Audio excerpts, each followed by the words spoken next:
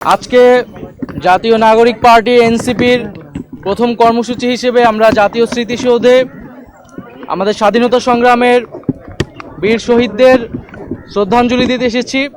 আজকে থেকে আমাদের যে আনুষ্ঠানিক কর্মসূচি শুরু হলো, জাতীয় নাগরিক পার্টি এনসিপির পক্ষ থেকে সারা দেশের সকল মানুষকে শুভেচ্ছা জানাচ্ছি।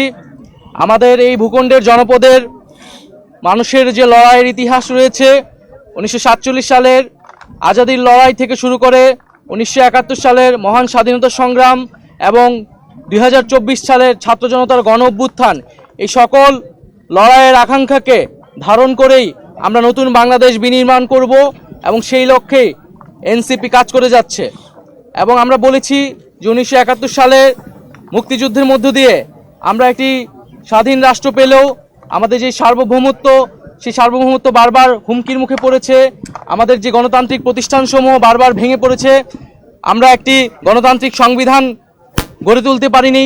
একটি একদলীয় সংবিধানের মাধ্যমে ফ্যাসিজম এবং একদলীয় স্বৈরতন্ত্রের বীজ বপন করা হয়েছিল।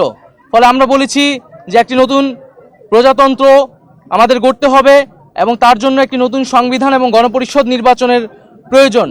সেই জায়গা থেকে আমরা সেকেন্ড রিপাবলিকের কথা বলেছি এবং আমরা সেই লক্ষ্যে কাজ করে যাচ্ছি।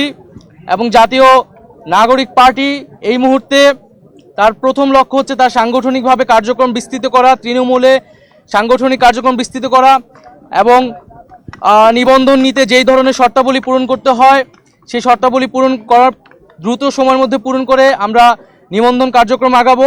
এ মাসের মধ্যে আমরা আমাদের গঠনতন্ত্র যে প্রণয়নের কাজ, সেই প্রণয়নের কাজটি আমরা শুরু করব।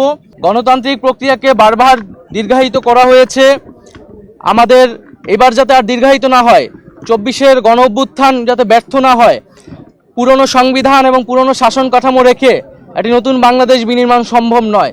কেবলমাত্র সরকার পরিবর্তন করেই আমরা কিন্তু আমাদের জনগণের যেই কল্যাণ সেটি সম্ভব নয়, প্রকৃত গণতন্ত্র বাস্তবায়ন সম্ভব নয়।